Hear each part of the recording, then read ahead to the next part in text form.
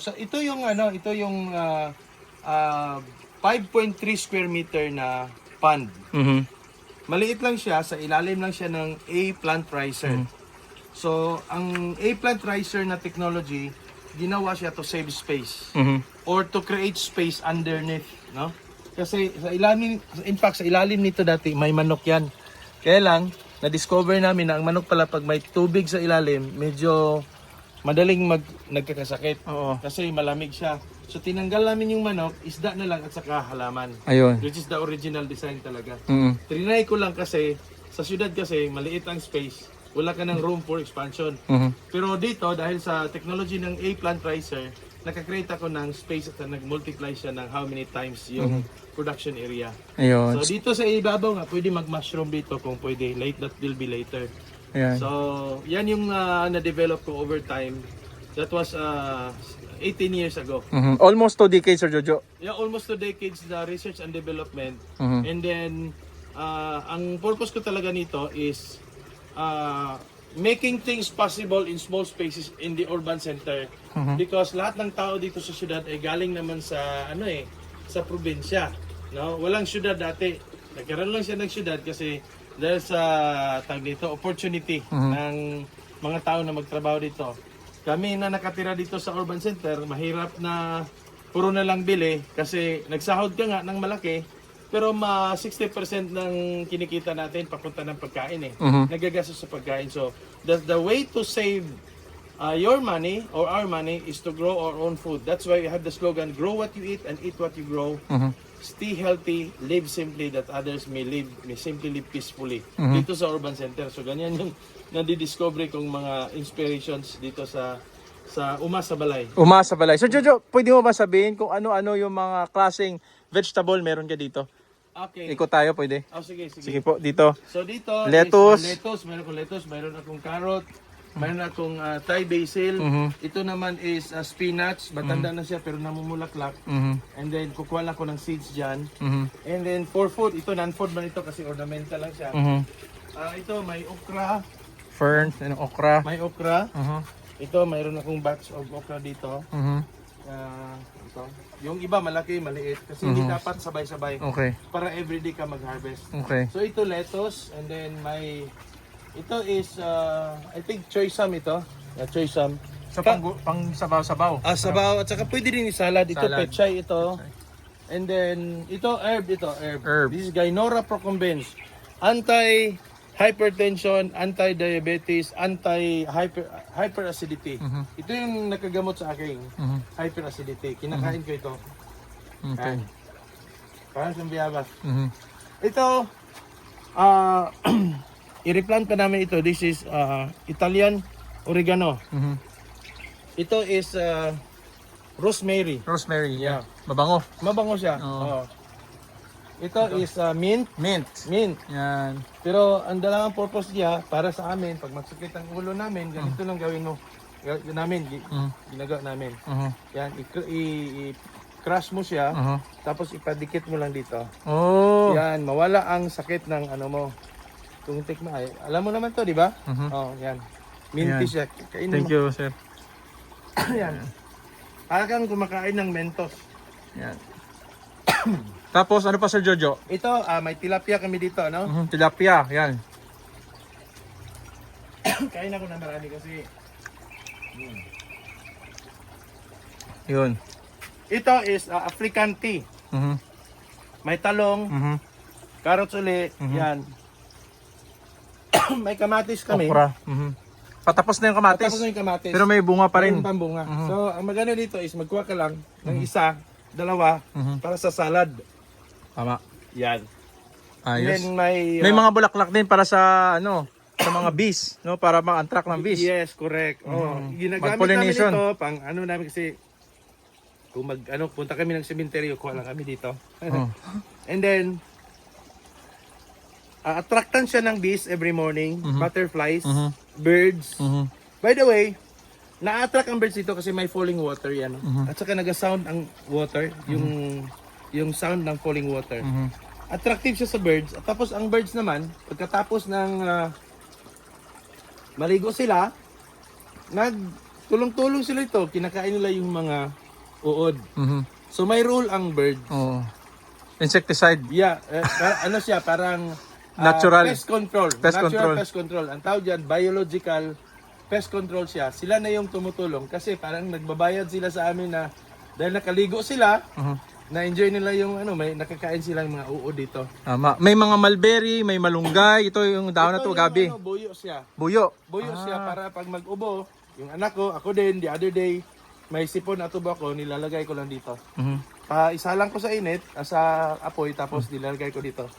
Ang ganda ng Oh, refreshing. Ito, refreshing. Oh, Maganda yun. ang So buyo. madami. Merong lemon, may lime, Ito may bay leaf. bay leaf. Yan. Yeah, bay leaf. So bawat species na meron si Sir dito, may mga contribution kasi yun sa Yeah, garden. Sa ecosystem. Sa ecosystem. Meron siyang tinatawag na micro-ecosystem. Mhm.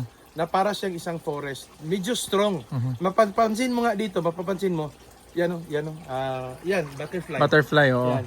Mapapansin mo dito, walang langaw na nagsaswarm. Oo, Kung wala. mayroon man, hindi siya ganun na nag-swarm talaga. Mhm. Kasi para siyang forest. Mhm. So ito, this is American lime. Mhm. From Sir Dixon Hermoso. Mhm. General Dixon Hermoso. Mhm. Salamat, sir. Yan. So, yan. So, din namin ito, in-slice namin, binababad sa honey. After like 30 days, yan, pwede namin kakainin. Pati yung niya, Balat. wine. Balat niya, kinakain. Ang sarap. Tapos, makagamot sa ubo. Ayan. So may mga ito. Sour soup or guyabano. Mm. Yan, napakatamis nito. Mm. And then, meron kaming yan. Ito, bay leaf pa din, bay leaf. Bay leaves. Yan. May So mga yan. ornamental. Ito, pandan. I-cut mo yan siya. Huwag mo lang baliktarin. Ibabad mo sa tubig. Good for the heart. Mhm. Yan. Ito, sambong. Mhm. Ito, tawag dito. Yung dilaw? Luyan dilaw o turmeric. Turmeric. Ito luya. Yan. Luya, yeah, turmeric. Ito luya to. Itong mga ganito, ginaganyan lang namin para mabuhay lang dyan. Mhm. Yan. Turmeric luya. Ito luya. Mayroon kami luya. Ayan, Yan. malaki-laki na. Oh. Ayan. Luya. So, Ang maganda sa container, kuha ka lang kung tama yun. Container lang. ito, experimental ng misis ko. Mais. Sweet corn. Tawag dito, corntainer. Container. Container. Tingnan Kasi nyo. naka-containerize man siya. Ayan. So ang palayan dyan. Oh. Ang palaya, Mhm. ang tawag nito is, Tanglad, may tanglad din. yeah. Okay. Ito is, sorry. Ito is, ang tawag nito is, monovine trellising system. Mhm. Yan. Ito yung imbudo ng ulan. Mhm. Tubo ito, papasok doon yung tubig. Yan. And ito, dito rin gumagapang yung alugbate, ang palaya. So, hindi na kami namumblema kung saan namin ipagapang yung mga climbing na mga vegetables namin. Ayan. So, ito, this is, Talong. Harvest na din, oh. na-harvest. Mayroon siyang, tingnan mo. Native. Hindi ko alam kung ano ito, pero Ito yung native sa Pangasinan. native sa Pangasinan. Pero maliliit. Binigay lang sa amin eh. Pero ito maganda, pwede pa tanim pabalik-balik. Ang open pollinated, ang maganda nito, pag magtorta ka, i-slice mo lang siya ng ganyan. Mhm. Tapos lagyan mo lang sa itlog. Mhm. Ang sarap. So, pinapadami namin yan. Okay. So, Tapos may talong din. ito, mayroon din kaming native na endemic na mga herbs. For example, ito is bila-bila. Mhm. Pag matamlay ka, lagain mo ito, linisan mo lang, pati yung ugat niya, ipakuluan mo. Pag babalik yung sigla mo. Tapos Ayan. may kalabo kami, yan. Yan, yung oregano. Gamot sa ubo. Mayroon kaming dwarf na bamboo. Mhm. Yan. And then of course, may mga native na ito, kulitis. Kulitis, Spinach. spinach. Yan. And then Mga kalamansi. ito, Ito. alugbate. Tingnan mo alugbate, ganito kalaki.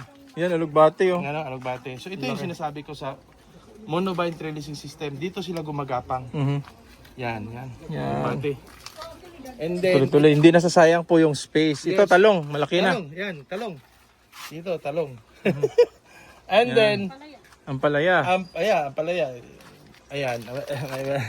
Mayroon na kaming ulam bukas. Oo. Pero si Mrs. na kasi alis ako eh. Oo. Ito, kalamansi. Kalamansi. Ito is already 17 years na siya. Oo, tanda na. 17 o 16 years. Matanda na siya. Mhm. Ang sa kalamansi lang, regularly, i-brush mo ito. Ah, Ito. brush lang. I-brush mo lang ito. Kasi ito yung cause na humihina yung Padrat. ano niya. Ay, hindi. Tawag dyan yung sa fungus. Parang fungus yan. Oo. Hindi ko alam anong specific na pangalan nito. Ang sa akin is, you have to brush it often. Mhm. Kasi ito yung nag-compete ng nutrients. Kaya pag ma-brush mo to, mayroon na namang bagong dahon na mamulaklak. Yung iba na harvest na, yung iba hinog na din. Mhm. Okay, so yan yung ano. Alright. So dito may mga ornamentals ni si Sir Jojo. Meron siyang mga pang-herbs talaga para sa bahay nila. Hindi sila, ito yung lime. Sila mahirapan, no? Lime, ito yung ano sa Kinilaw sa Cagayan de Oro, Biasong Mhm. or Suha. Mhm. So, Philippine lime. Maganda to sa Kinilaw. Ayan. So tuloy-tuloy to, sir, cycle ang sa ano mo, sa from the water system papunta dito sa fertilization. Yes. Lahat dito galing sa mga Integrated. within. Yeah, within. Ang tawag nito is diversified and integrated home farm system. Ayun. Diversified. Marami. Mhm. Integrated pa siya. Ayun. Kasi the byproduct and the product of each one, parang nag-aikot ng. Kasali kami sa ecosystem. Tama, tama. This is the multi-bioponics. Kasali kami sa multi-bioponics. So, dito Sir Jojo, merong ornamentals. Ornamentals ito, Mhm. kasi nung after COVID, nauso yung plantito, tapos nilagay namin ito to cool the place, Mhm. no? At saka to, kasi matanda na yung bahay ko. Mhm. So, para din mag-add ng Oxygen oxygen Oo. at saka yung aesthetic sa bahay. Tapos, dito din namin natitest yung fertilizer namin. Kung pwede ba din, kasi gulay ito ginawa Pwede ba ito sa ornamental? Maganda din kasi tingnan mo. Yan. Tataba. Mataba yung kanyang ano. Ngayon Sir Jojo, dito sa side na to, kasi merong mga tabs dyan, nakikita ko na may ano, dyan ba pwede ba nating i-video yan? Yes, ito. Pwede, punta natin Sir Jojo. Ito yung mga ano namin, bin kasi nung nagbebenta na kami ng fertilizer, dumami na yung tag nito, yung gustong bumili. Mm. Hindi enough yung waste namin. Mhm. Inangungulekta kami ng waste Mhm. diyan sa palengke at saka dito sa ibang kapitbahay. Doon sa tao ko sa isang lugar. Mhm. Dito namin ini-extract yung katas niyan. Oh yan, so dyan bumababa. Yan, Okay. extract dito. Tapos pag ma-extract namin dito namin kinukuha yung fertilizer. Ayun. So dyan kayo pupunta. Pag pumunta kayo kay Sir Jojo, yan, magpa-explain kayo sa kanya kung ano yung mga system nila. Kasi Yes. may mga manok pa sila. May manok. Makita mo, wala ding langaw. Kaya nga. Yan. Ayun. So, thank you Sir Jojo. Oo, so Alright. So- So ito, ano to? ito yung Ano ba yan? Pipino. Pipino yan. pipino. Meron din duckweed. Duckweed, Oo. mayroong duckweed kasi yung Kompleto. manok kasi kailangan din na magkakain ng other source ng protein. Kasi mahal din ang feeds.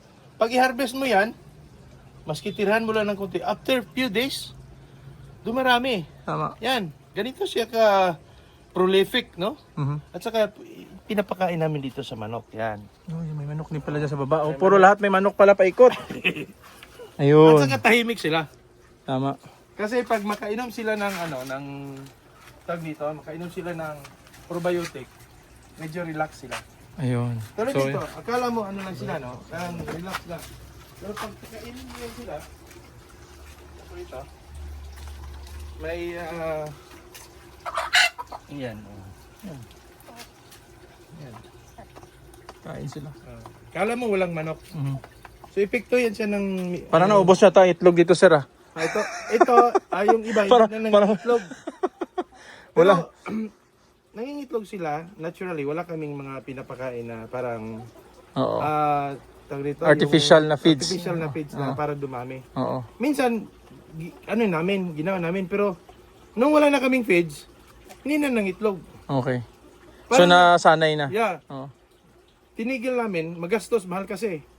So, mayroon lang. For example, every 3 days, may lumalabas na itlog. 3, enough na yan sa amin. Tama. Oh. So, ayun, mga totoong Ganun Inday. lang. Hindi namin pinipilit yung isang organismo to produce more. Kasi yun ba nang kaya niya? Tama, tama. Kasi kung palagi lang mag-artificial, madali silang namamatay. Early sila namamatay. Opo. Tama. Pag natural lang sila, parang pet Parang na lang. Japanese talaga ang style, no? Trabahante na lang sila. Katulad nito. Ito yung result ng ilang pagkaykay. So, tingnan mo. Ayan, loose soil. At saka, medyo madali mo na lang siya i-mix sa other soil amendments like uling, ipot ng manok, yan, or yung rice hull. or bunot na giniling na bunot, madali na lang. Ayun. So yan. So Thank you, Sir itong Jojo. mga endemic naman, Mhm. ito yung mulabe, Vitex parviflora. Mhm. Family ng Lagundi ito. Endemic siya. Sinali namin dito siya kasi part siya ng ecosystem. Mhm. Kailangan may endemic tree Mhm. ang garden mo. Maski hindi mo palakihin, importante lang may dahon siya. Kasi pag matuyo na to at saka mag-breakdown siya, yung bacteria nito adds to the strength of the microecosystem. Yan. So may nara din kami. Mhm. Kung pwede, lahat ng kahoy dito, basta nakapasok lang. Mhm. So original, ayan, nakapasok siya pero lumaki siya dahil nakaangkla na siya. Oo. So part na lang siya ng 50 square meter. Mayroon din kaming bayabas doon. Mhm. Yan. So, Kompleto na. yeah. At saka mayroon yun. kaming mangga Mhm. dito. Yeah. I-maintain lang namin ang dahon kasi naka-deprive siya ng sunlight sa ibang halaman sa ilalim. So, hindi tutubo yung iba. Yes, Mamatay. oo. Okay. So, yan. Yun yung ano namin dito sa 50 square meter garden. Ang promotion namin dito is a small space can actually survive a family of 5. Maganda na ito. Mabubuhay tayo dito lang sa Umas sa Balay. Ayun. Yan. Thank you, Sir Jojo. Thank you, thank you. Wait lang. So yung mga totoong mga hinday, nakapag-ikot tayo dito sa kay Sir Jojo Rom. Thank you so much, Sir Jojo. Thank you. At marami tayong natutunan. At so hopefully sa inyo lahat dyan, natututo din kayo sa mga videos namin. Please do like and subscribe sa aming video. And please share the video para at least maraming pang matuto. At sa mga gusto mag-visit dito sa Davao City sa urban farming, please contact Sir Jojo Rom. Yeah. And yung number niya, Sir Jojo, ano nga number niyo, Sir Jojo? 0917-703-1509. Facebook, Jojo Rom. Ayun. So yun yung power of small space. Power of Napakaganda. small space. Umas sa Balay. Umasa Balay. Very sustainable pagdating dito sa bahay nyo na maliit yung space. Yes. Talagang mabubuhay kayo. It will survive 5 persons, sabi nga ni Jojo. Yeah. So yun, sustainable. Sir Jojo, 2 tanong. hours a day lang mag-garden. In 50 square meter, you have all year round na pagkain. Sir Jojo, Fresh. question ko lang, ano ang future ng inyong farm? Mayroon ba kayong expansion? Ano bang plano? Wala akong plano na mag-expand. Ang gusto kong gawin is magawa ko ng school. Mhm. Pwede siya virtual school for mayroon na akong approved na module ng TESDA pero you still have to process it kasi may iba pang mga requirement. Pero ngayon, Hopefully soon. Pwede na tayo mag-conduct ng online seminar on this. Ayan. So pwede ba kaming bumalik dito, Sir Jojo? Pwede. Pag nakadaan kami ng Davao, Sure. sabay kami ni partner Dan. Yes. Ayan, so dadaan kami dito. So, Sir Jojo, meron ka bang pwedeng i-share pa na probably may hindi ako na question sa'yo kasi parang lahat na sinabi na Sir Jojo, isang question lang pero lahat na sinabi. Wala na talaga akong masabi. Yes, kasi nagmamadali din kayo eh. Ayan. Hindi, ganito na lang. Oo. Kung mayroon kayong tanong, doon lang pwede na sa Facebook, Messenger, Jojo Rom. And then, kung gusto nyo marinig yung lecture ko, mayroon akong lecture, naka-record, naka-save doon sa YouTube ko na Urban Container Gardening Space UCG. Yan. Marami doon, mayroon akong mga lectures doon na very informative, lalo na sa technical aspect ng umas sa balay or home farming. Ayan. So maraming salamat Sir Jojo. Maraming salamat ulit kay Ma'am dito sa nag-video sa amin, si wife ni Sir Jojo. And mga totoong mga hinday, please don't forget to subscribe ang channel po namin, Pinoy Palaboy. Pinoy Palaboy. Click the notification bell para updated kayo sa mga bagong tips and techniques sa pagpa-farm. At ngayong araw po, napaka-special episode. Tingnan mo. Quick visit lang. At ito yung first na t-shirt sa mabi-video namin. Ito yung ibibigay namin ngayon. Yan. So, Thank you. na may Philippine flag dahil Luzon, Visayas, Mindanao, naikot namin ni partner, iba't ibang discard, iba't ibang farming techniques, iba't ibang farmer hero ang feature namin. Ngayon po, ang na-feature natin, isang talaga yung urban gardening, the power of small space, no? At nakapunta na rin kami ngayon, dinadahan-dahan namin ng international bago lang kami balik galing Singapore and Malaysia, Thailand and Vietnam. So hopefully, ma-showcase namin sa inyo yung mga farming nila. At ngayon po mga totoong mga hinday, andito kami sa Katalunan, sa Davao City, sa urban gardening ni Sir Jojo Rom. Maraming salamat sa inyo. Happy Maraming farming, kaway-kaway mga totoong mga hinday. Hello. Kita kita sa susunod na video. Ayan, picture po.